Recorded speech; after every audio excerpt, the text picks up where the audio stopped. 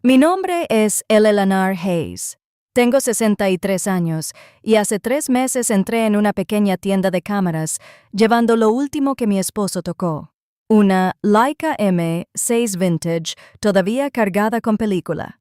Tom Bennett, el fotógrafo que dirigía la tienda, había conocido a Harold y a mí durante más de 30 años. Era el tipo de hombre que olía ligeramente a café y a productos químicos de la sala oscura, y que nunca levantaba la voz.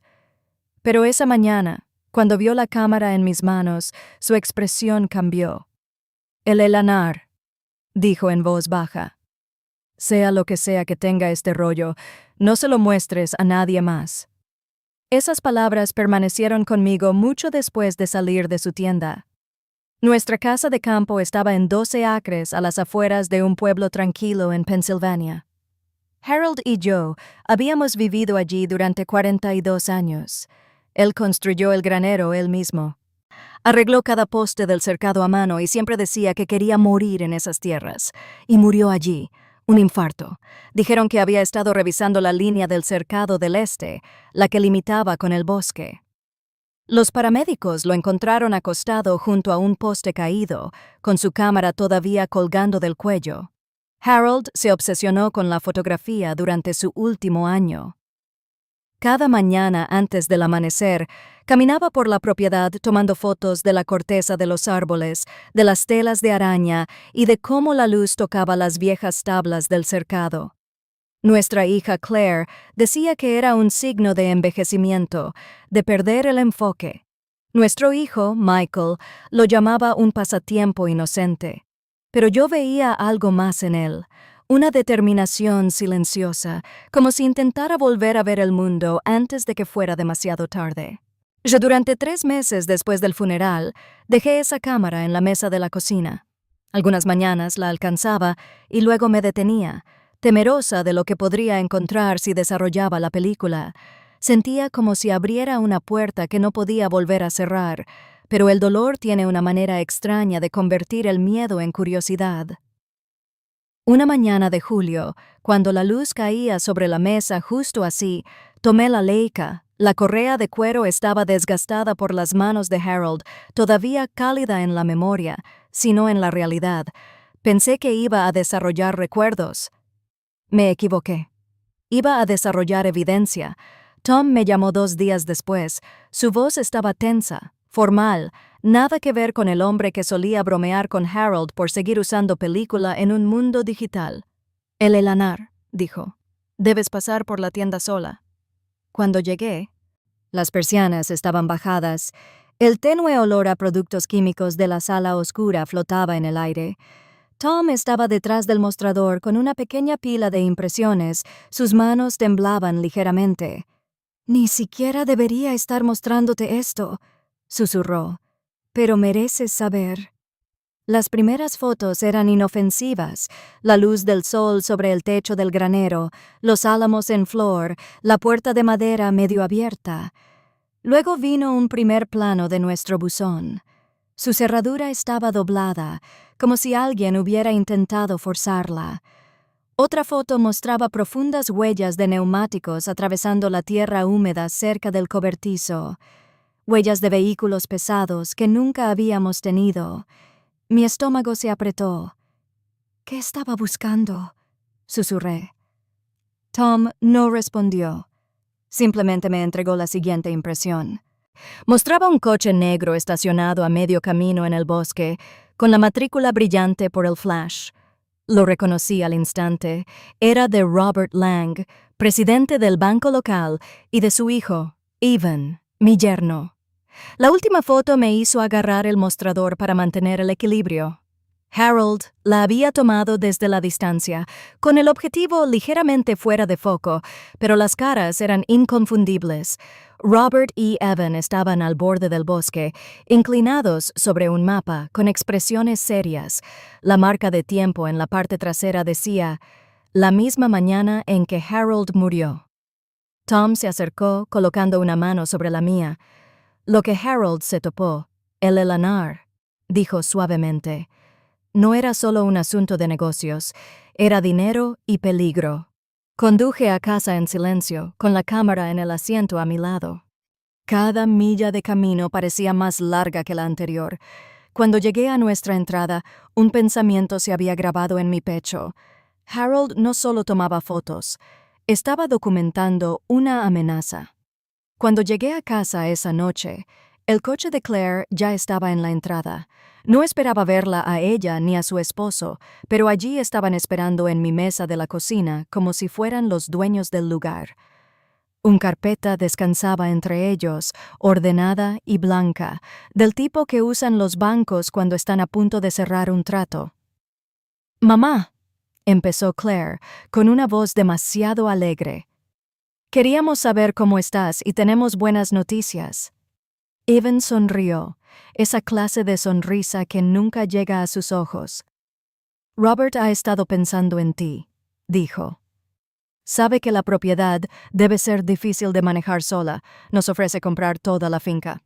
$2 millones en efectivo, podrías mudarte al pueblo, a algún lugar cómodo». El número resonó en mi cabeza, frío y pesado. Harold y yo habíamos rechazado ofertas menores durante años, decididos a mantener la tierra en la familia. El suelo no era solo tierra para nosotros, era memoria.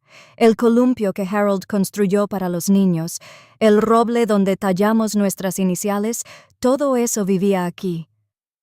Claire tomó mi mano. «Mereces descansar, mamá. Papá habría querido que estuvieras a salvo.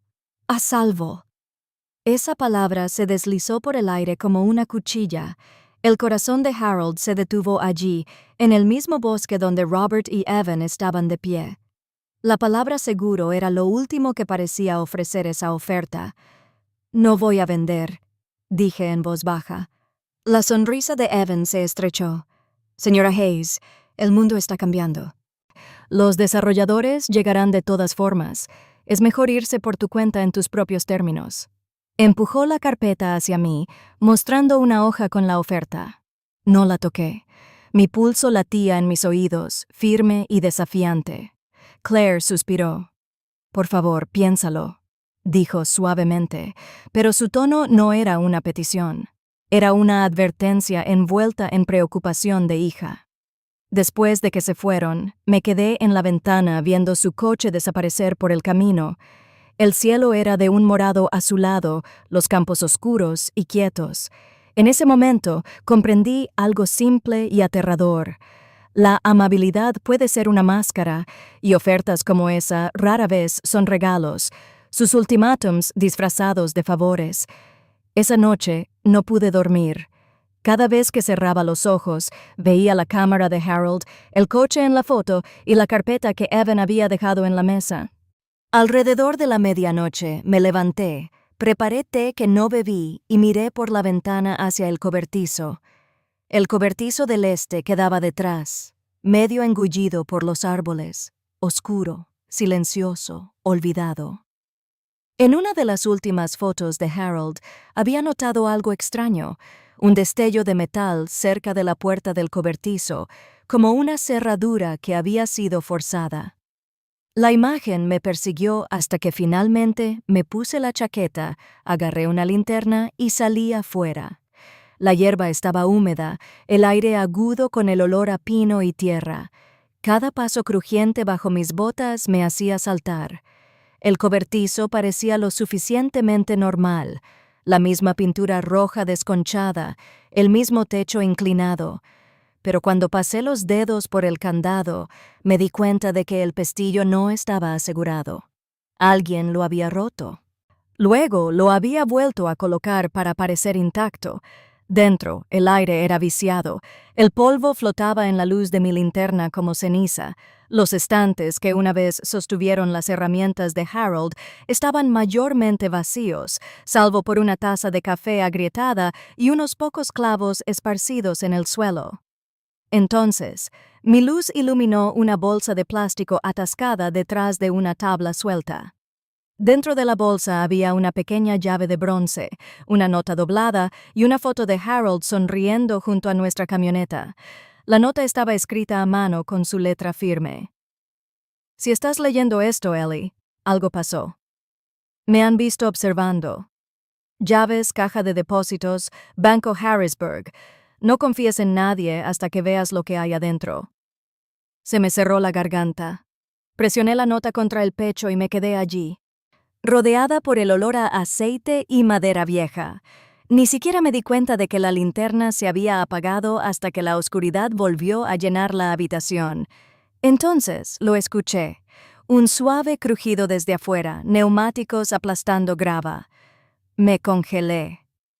Los faros pasaron brevemente por la pared a través de una abertura en las tablas. Apagué la luz, apenas respirando. El motor estuvo en marcha unos segundos, luego se alejó hacia la distancia. Cuando finalmente se asentó el silencio, entendí lo que Harold debió haber sentido en esos últimos días. Esa certeza tranquila de que alguien lo estaba vigilando, esperando que cometiera un error. Para el amanecer ya estaba en camino a Harrisburg. La llave de bronce colgaba de una cinta alrededor de mi cuello, cálida contra mi piel. El viaje duró casi 2 horas. Cada milla llena de preguntas sin respuesta. En el banco, una joven cajera me condujo a una pequeña sala sin ventanas, con paredes grises y una sola mesa. Ella colocó una caja de acero frente a mí y salió. El número grabado en el lado, 312, coincidía con la nota de Harold. Mis manos temblaban al girar la llave. Dentro había un sobre manila lleno de papeles, fotos y un pequeño grabador de voz. En la parte superior, con la letra de Harold, estaban las palabras «en caso de que no vuelva a casa». Los documentos eran copias de estudios de tierras, cartas corporativas y formularios legales. Reconocí nuestra propiedad listada junto a varias otras.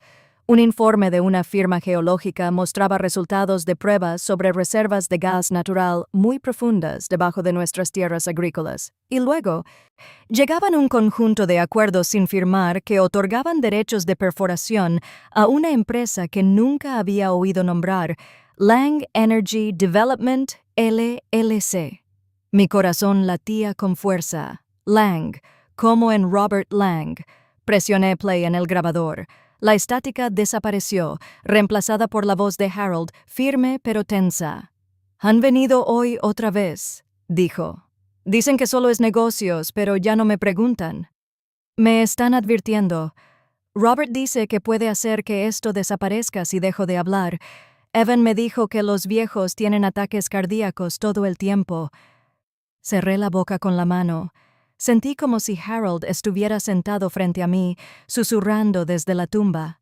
Escuché la grabación 2 veces, luego volví a meter todo en el sobre. Mi reflejo en la mesa de acero no parecía el mío. Parecía más viejo, más duro, tallado por la traición.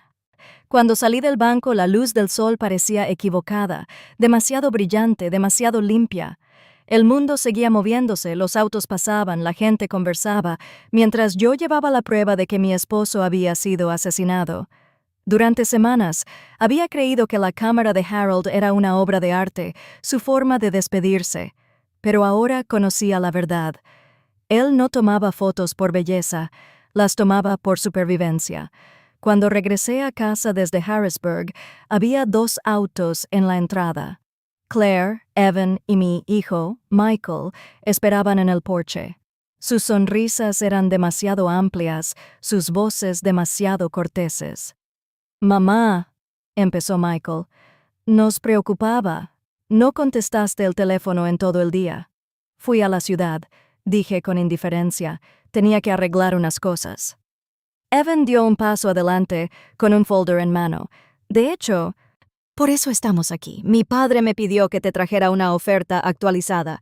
Está dispuesto a ofrecer hasta 2,5 millones, pero necesita tu respuesta pronto». Claire intervino. «Mamá, esto podría cambiarlo todo. Podrías viajar, vivir cerca de nosotros. Por favor, no hagas esto más difícil de lo que debe ser». Los miré, a mis hijos, a las personas que Harold amaba más, y sentí un fuerte dolor en el pecho. No vieron a una madre de luto. Vieron un obstáculo. Dije, «No voy a vender», respondí. El tono de Michael se volvió más firme. «Mamá, sé razonable. La razón del condado. Los desarrolladores están alineándose. Si no firmas, perderás la oportunidad de salir con algo. Evan sonrió ligeramente. Y si esperas demasiado, señora Hayes, quizás tengamos que buscar otras maneras de asegurar el acceso, legales. La habitación se sintió más pequeña, en el aire más pesado. Por primera vez lo vi claramente, su plan, su avaricia, su certeza de que era demasiado vieja y demasiado cansada para luchar. Salí en silencio. Después de que se fueron, me senté sola en la cocina hasta el atardecer. El sol se ocultó detrás de las colinas y la casa quedó en sombra. Entonces escuché un suave rasguño en la puerta. Un sobre deslizó debajo de ella, sin nombre, sin dirección. Dentro había una sola nota escrita con letras rectas y ordenadas. Acepta la oferta. Sal mientras puedas. Mis manos temblaban, pero mi determinación no. Si querían asustarme, habían elegido a la mujer equivocada. Para cuando el reloj marcó la medianoche, ya había tomado mi decisión. Dejaría de esconderme. Era hora de encontrar a alguien que pudiera ayudarme a decir la verdad. A la mañana siguiente, conduje hasta la cafetería más cercana del pueblo, de esas con asientos de vinilo agrietado y café que nunca se acaba. Había llamado con anticipación y pedido encontrarse con alguien llamado Nena Qualls, una periodista de investigación que había escrito una serie sobre corrupción ambiental en el condado. Ella llegó exactamente a tiempo. Alta, de ojos afilados, del tipo de mujer que te hacía creer que había visto demasiado como para sorprenderse por algo. Se deslizó en la cabina frente a mí. «Dijiste que se trata de derechos de tierras», empezó, «y que la gente intenta sacarte de tu propiedad». «Es más que eso», respondí, abriendo el sobre de Harold. «Se trata de un hombre que intentó exponerlos y terminó muerto». Durante la siguiente hora, le conté todo sobre las fotos, la caja de seguridad, la grabadora, las amenazas. Le mostré los documentos y las transcripciones que había hecho de la voz de Harold. No interrumpió ni una sola vez. Solo tomó notas y pidió copias. Cuando terminé, ella se recostó, exhaló y dijo en voz baja: «Esto no es pequeño, Eleanor. Lo que tienes aquí podría sacudir medio condado. Pero si seguimos adelante, no hay vuelta atrás. Debes estar preparada para eso». La miré directamente a los ojos. Ya me quitaron a mi esposo. ¿No pueden quitarme también mi silencio? Na asintió lentamente, como si estuviera midiendo el peso de mi determinación. Entonces, lo haremos bien. Verificaré cada nombre, cada empresa, cada firma. Tú te mantendrás en silencio hasta que publiquemos. Y cuando salga, será innegable. Nos vimos 2 veces más durante la próxima semana. Ella trajo a su equipo legal. Yo llevé café y valentía que no sabía que aún tenía. Cada noche, después de que ella se iba, me sentaba junto a la ventana, mirando hacia el bosque donde Harold había caído, susurrándole como si todavía pudiera oírme. Cuando Na finalmente llamó para decir «Ya está listo», sentí como el miedo y el alivio se retorcían juntos en mi pecho. La verdad estaba a punto de volver a tener voz, y esta vez sería lo suficientemente fuerte para que todos la escucharan. La historia salió a la luz un domingo por la mañana. La portada del Philadelphia Inquirer llevaba un titular en letras negritas: «Perforando por $, los secretos de los negocios de tierras detrás de un muerto en Pennsylvania». Lo leí 2 veces antes de poder respirar. El artículo de Na explicaba todo. La compañía de desarrollo falsa de Robert Langs, las encuestas falsificadas, las amenazas que Harold había grabado. Incluía copias de los documentos, marcas de tiempo de las fotografías e incluso una cita del secretario del condado confirmando las solicitudes de permisos de perforación. Todo estaba allí, impreso en blanco y negro para que el mundo lo viera. Para el mediodía, el teléfono no paraba de sonar. Periodistas, vecinos, incluso viejos amigos llamaban preguntando si era cierto. Las camionetas de noticias locales estaban estacionadas en la carretera frente a nuestra puerta. El departamento del sheriff anunció una investigación preliminar. Por primera vez en meses sentí algo cercano a la esperanza. Robert Lang y su hijo Evan emitieron un comunicado llamando a la historia una trágica confusión. Dijeron que la muerte de Harold no tenía nada que ver con negocios y que yo era una viuda afligida manipulada por sensacionalismo mediático. Apagué la televisión. No necesitaba sus negaciones. Tenía la voz de Harold, su prueba, y ahora el mundo también la tenía. Esa noche me quedé en el apartamento de Na en la ciudad. Las luces de la calle filtraban a través de las cortinas, pintando las paredes de dorado. Ella sirvió 2 tazas de café y dijo: «Lo hiciste, Eleanor. Ahora está afuera». Sonreí débilmente. «No», dije, «lo hicimos». Nos quedamos en silencio mucho tiempo, escuchando el murmullo de la ciudad abajo. Mi corazón latía rápido, pero mis manos estaban firmes. Por primera vez desde el funeral de Harold, no sentí miedo. La tormenta había comenzado, y ahora no había forma de detenerla. En una semana, el fiscal del distrito abrió una investigación completa. Reporteros acampaban frente a la corte y la familia Lang desapareció de la vista pública. Los rumores se difundieron rápidamente sobre novias, registros desaparecidos y la renuncia repentina de un inspector del condado que había aprobado los permisos de perforación. Luego, 2 meses después del artículo, llegó la llamada. La oficina del forense había acordado exhumar el cuerpo de Harold. Conduje al cementerio con Na a mi lado, el aire afilado con el primer indicio de invierno. No hablamos. No hay palabras para ese tipo de momento. El temor a la confirmación, la esperanza frágil de que quizás, de alguna manera, estás equivocado. Los resultados llegaron una semana después. Se encontraron rastros de Deoxin, un medicamento para el corazón que Harold nunca le habían recetado, en su torrente sanguíneo. La dosis era lo suficientemente alta como para detener el corazón de un hombre sano. Evan Lang fue arrestado primero.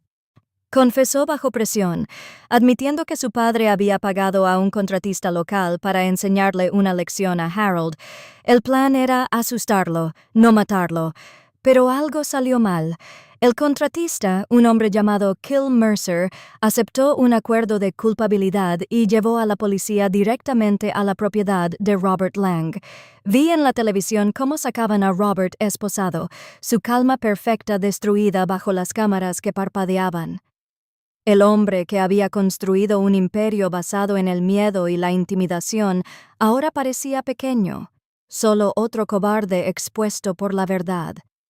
El juicio fue largo, complicado y doloroso, pero al final, tanto padre como hijo fueron condenados. El fiscal leyó en voz alta la última grabación de Harold en la corte. Nadie se movió, nadie respiró. Cuando terminó, Jenna se volvió hacia mí y susurró: «¡Conseguiste tu justicia!». Asentí con la cabeza. «La justicia no es alegría», dije en voz baja. «Es paz, y la paz es suficiente». El invierno se asentó sobre el valle como un suspiro largo. La nieve cubrió los campos, suavizando las cicatrices dejadas por los camiones y las estacas de medición.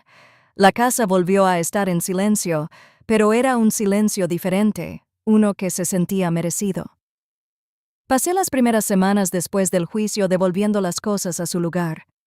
La cámara de Harold volvió a su sitio en la mesa de la cocina. Sus fotografías, que antes estaban guardadas en cajas, ahora adornaban el pasillo, instantáneas de luz, campos y belleza sencilla. Ya no parecían evidencia, se sentían como en casa. Claire se divorció de Evan poco después de su condena. Una noche me llamó ella, con la voz temblorosa. «No lo sabía, mamá, lo juro, no lo sabía». Le creí. La tristeza la había cegado así como el amor me había cegado a mí. El perdón no llegó fácilmente, pero llegó. Luego vino Michael. No habló mucho, solo se quedó en la puerta del establo y dijo: «Papá habría estado orgulloso». Creo que esa fue su forma de pedir perdón. El primer día de primavera, caminé solo a lo largo del cercado. La tierra se estaba descongelando, el aire fresco y limpio. Cuando llegué al lugar donde Harold había caído, puse un lirio blanco en la hierba. «Lo logramos», susurré. «Terminamos lo que tú comenzaste». Por primera vez, no lloré. El viento llevaba el olor de la tierra nueva, y sentí que algo cambiaba dentro de mí, algo como paz. Si hay una cosa que he aprendido es que el silencio no protege a nadie. La verdad puede llegar tarde, pero llega. Y a veces las voces más silenciosas pueden sacudir a los poderes más fuertes. Así que si crees que la verdad aún importa, comparte esta historia. Dile a alguien que el valor no desaparece con la edad.